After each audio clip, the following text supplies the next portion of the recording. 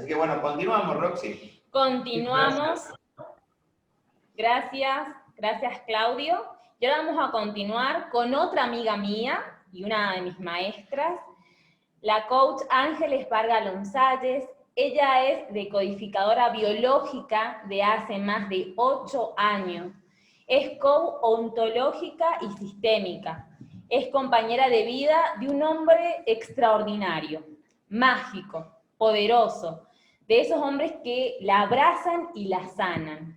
Es hija, hermana y tía que honra y agradece a la familia cada día por la vida, el amor y la ternura. Como biocoach, su pasión es investigar la relación entre las emociones y las enfermedades para lograr un mundo más alegre y poderoso. Bienvenida, Angie. Gracias, Roxy, gracias por la presentación. Gracias, Dani. Y quería también agradecer a todos los que están acompañándonos. Gracias por elegirnos, por querer hacer con nosotros.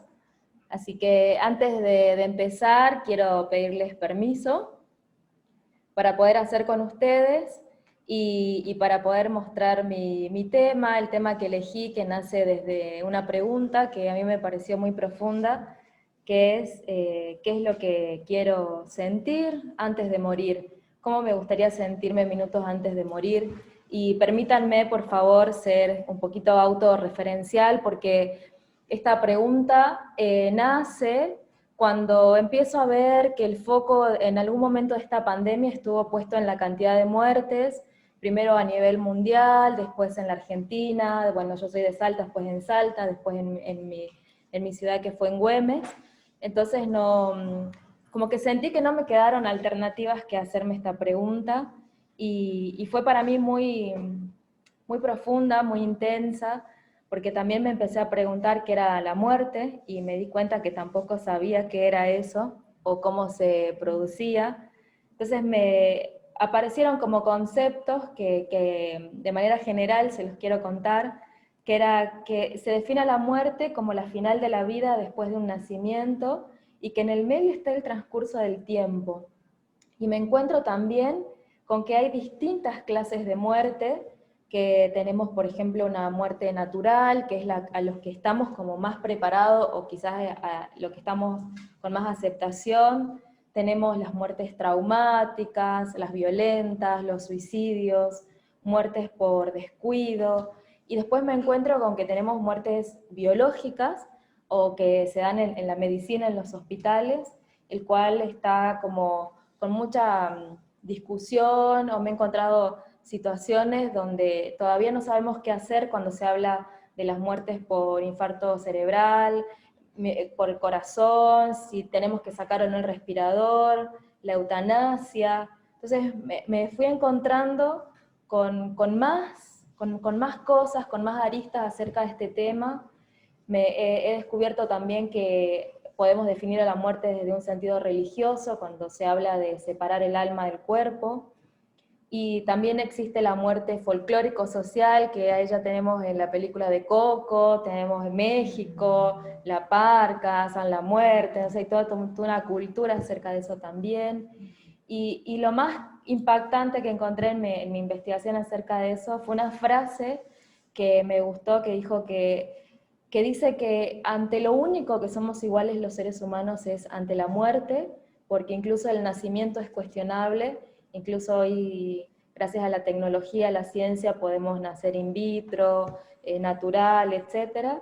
Entonces, la única cosa que nos ponía en igualdad es la muerte, y me pareció interesante abrir la conversación con ustedes, tocar el tema, porque es un tema que es tabú, es un tema del cual no abrimos conversaciones. Yo creo que es por un tema de que a veces es muy dolorosa, o porque tiene mucho misterio.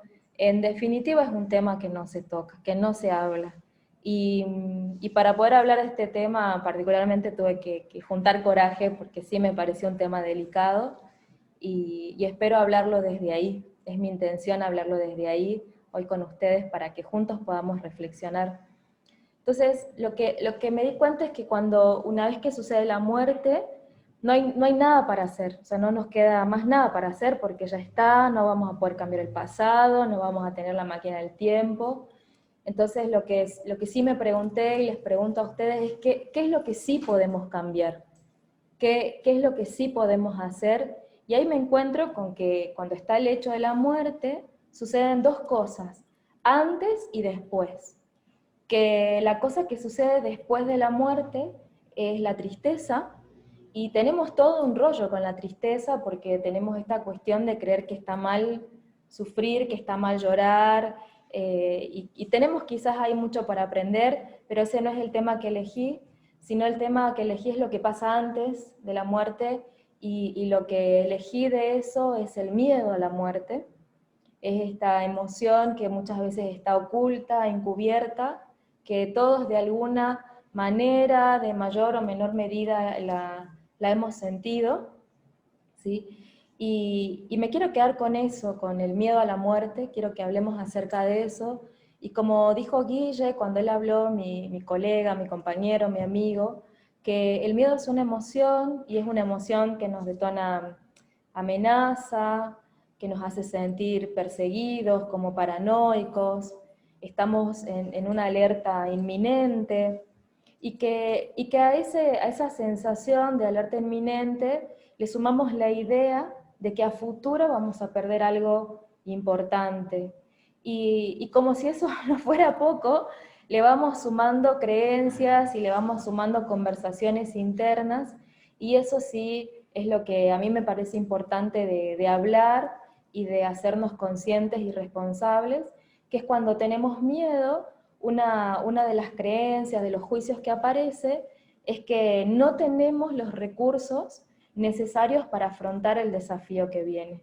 No somos suficientes para el paso que viene, ¿sí?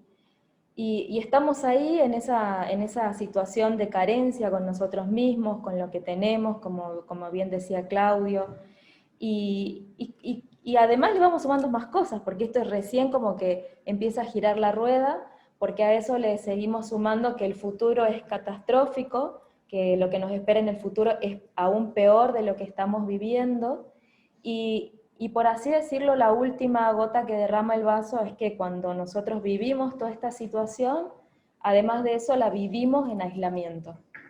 ¿Y qué significa aislamiento? ¿No? La vivimos sin poder expresar, tenemos una expresión nula, no contamos acerca de lo que sentimos. Yo me acuerdo que en la última sesión que tuvimos con Dani, con una coachi, ella abre la consulta, abre la conversación, porque dice que para ella es como, tiene un problema gravísimo, y el problema gravísimo que ella tenía era que estaba resfriada. Ese era su drama, su problema, y cuando empezamos a hablar, cuando empezamos a indagar, el tema era que no era que estaba resfriada, sino que tenía miedo a tener COVID, y había algo más abajo de eso, que además del miedo a tener COVID, lo que había en la profundidad era el miedo a morir. Entonces, cuando nosotros estamos en aislamiento, fíjense cómo contamos lo que pasa fuera de nosotros, pero por alguna otra manera no podemos contar lo que sentimos adentro con eso que está pasando. Y como decodificadora les quiero contar que cuando nosotros no contamos lo que sentimos, es lo que programa las enfermedades. Así lo ha descubierto el Dr. Hammer, un oncólogo alemán, que pudo hacer una relación científica entre las emociones ocultas, dramáticas, vividas en aislamiento, y la enfermedad. Entonces, así como decimos que la palabra no dicha programa enfermedades, mi propuesta es que nos podamos dar cuenta cómo el verbo, la expresión, también desprograma y nos ayuda a transformarnos y a aprender. Y muchas veces entramos en el juego de las excusas y decimos, bueno, pero yo no tengo a quién contarle, no tengo amigos, no tengo a nadie, y resulta que como nuestro cerebro es súper metafórico, le encantan los símbolos, no es necesario que nosotros tengamos a alguien, un amigo a quien contarle, podemos jugar, nos podemos volver creativos, y podemos escribir lo que sentimos en una carta, incluso podemos usar un ser vivo que nos pueda escuchar y ese ser vivo puede ser esa planta favorita, esa mascota que tenemos para poder expresar lo que sentimos. Entonces, y un profesional, claro está, ¿no? Entonces, cuando aparece este miedo a la muerte, ya sea propio o de los demás, lo que yo me di cuenta y lo que empecé a reflexionar es que el miedo encubre ganas de seguir adelante, porque cuando aparece el miedo a vivir es porque tenemos muchas ganas de seguir quedándonos vivos, tenemos muchas ganas de seguir amando, y el miedo nos delata esas ganas encubiertas que están ahí sin saber qué hacer con eso o sin saber cómo avanzar. Hay una frase que nosotros usamos con Dani, que es que curar es tocar con amor todo lo que antes fue tocado con miedo. Y dicen, ¿no?, que cuando estamos en esos minutitos ahí a punto de morir, a punto de irnos, o estamos cerquita de esa experiencia, no pensamos ni en el banco, ni en las cuentas, ni en la luz, ni en el gas, ni en el trabajo, que lo único que pensamos es en nuestras relaciones, que lo único que pensamos es todas las cosas que quisimos hacer y no las hicimos. Entonces, quizás podemos empezar a reflexionar y a hacernos esa pregunta, y que esa pregunta sea el motivador personal para poder empezar a accionar y a transformar nuestro mundo. Y te quiero invitar a hacer los siguientes aprendizajes, si esta pregunta te hace sentido y te mueve a reflexionar. Te quiero invitar a hacer los siguientes aprendizajes, porque lo primero que se me ocurre es que aprendamos a conversar acerca del tema, que aprendamos a conversar acerca de la muerte. Yo me acuerdo que una amiga me contaba de que su mamá venía y le decía, bueno, mira, yo cuando me muera voy a dejar todos estos papeles en el cajón de la mesa de luz. Y mi amiga me decía, pero ¿acaso mi mamá no se da cuenta que con esas palabras me está hiriendo, me está haciendo mal? Y lo que nunca tuvo en cuenta es que quizás la madre quería facilitarle los trámites cuando llegue ese momento. Entonces creo que todavía nos falta conversar acerca de cómo queremos morir, qué queremos que hagan nuestras familias cuando estemos en ese momento. Y hay algo que estuve viendo muy cerquita por unos amigos, es que las familias se encuentran en el dilema de tener que elegir si sacar o no sacar el respirador de un ser querido. Entonces, ¿qué pasaría si esa conversación se pudiera charlar, se pudiera hablar? Entonces creo que nos falta aprender a conversar acerca de ese tema, porque para que algo deje de ser tabú, tenemos que empezar a hablarlo. Otro aprendizaje que les traigo como propuesta es aprender a conectarnos con nosotros mismos para poder expresar lo que sentimos, porque sin conexión, sin tener esa capacidad de detenernos, de hacer una pausa, de suspender lo que está fuera de nosotros, y conectarnos, no hay conexión con las emociones, por lo tanto no hay lenguaje, no hay expresión. Nosotros vemos cómo en nuestro vocabulario de emociones tenemos 5 o 6 palabras, y las emociones tienen como, no sé, son como 50, la gama de emociones son 50 quizás más, y no las conocemos, y considero que todavía estamos siendo analfabetos emocionales, yo me incluyo, porque nos falta este tiempo de poder decir, de poder parar y poder decirnos a nosotros mismos, yo ahora me doy cuenta que siento tal cosa, y animarme a poner palabras. Otra cuestión a tener en cuenta es que si yo no expreso, me agoto, y si me agoto me quedo sin energía para seguir adelante. Y cuando llega el imprevisto y llegan los imprevistos y me agarran sin energías, creo que eso es peor, y es el detonante de las enfermedades. Otro aprendizaje es la declaración de amor. Hay algo que nos enseñó nuestro máster Rubén Orsusa, que no es lo mismo decirlo que no decirlo. Yo soy una convencida que cuando vos declarás amor y le decís a los demás cuánto te importan, cambiás el mundo del otro para bien, y que cuando no lo decís, cambiás tu mundo, pero para mal. Así que ese es otro aprendizaje que te invito a que podamos hacer juntos. a que puedas vivir con coraje, que es hacer con el miedo, a que te des cuenta que el miedo no es una mancha que se va a quitar así con un quitamancha, sino que es humano, es natural, es útil, ¿sí?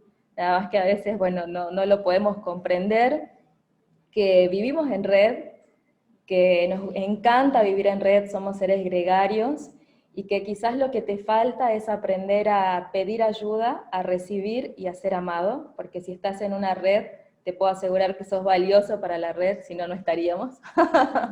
No nos gusta estar con gente que no es valiosa. Y lo otro creo que también como un llamado a todos, a la sociedad, es aprender a vivir los duelos, a aprender a vivir y a dejar vivir los duelos, porque todos somos distintos, somos irrepetibles, y por esa razón también tenemos destinos diferentes, y los tiempos de los duelos también son diferentes, ¿no? Con esta cuestión de que no debemos llorar o no tenemos que estar mal, me parece que nos negamos esta posibilidad de valorar lo que perdemos para poder agradecer y poder ser abundantes.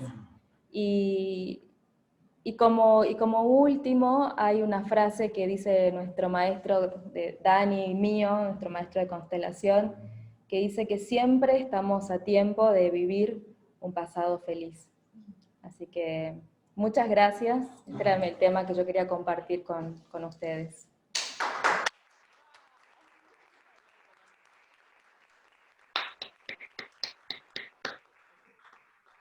Ángeles, bueno, muchas gracias. ¿Qué decir de todo esto? Lo hemos hablado mucho estos temas, Sí. ¿no? En estos tiempos. Y yo lo que quería rescatar es esta situación de que no podemos controlar este tema, por lo menos por ahora. No sabemos si más adelante tendremos alguna influencia, pero por ahora no. Después hay algo que no podemos hacer, digamos, es que todos somos iguales ante eso hoy, ¿no? Pero no quiere decir que lo que sí puedo hacer es prepararme para eso. Claro. Y yo pensaba, cuando te escuchaba, ¿no?, en algo que en algún momento hablamos, ¿no?, que es tanto prepararse para la propia muerte, ¿no?, en función de cómo vivimos, porque la muerte es parte de la vida, no está fuera, no es parte, como también cómo nos preparamos para la muerte de nuestros seres queridos. Totalmente. Que es otra cosa que no hacemos, como que parecería que el otro se tiene que ocupar del otro, pero yo también me tengo que ocupar de mí mismo en función de que el otro también se puede ir, ¿no?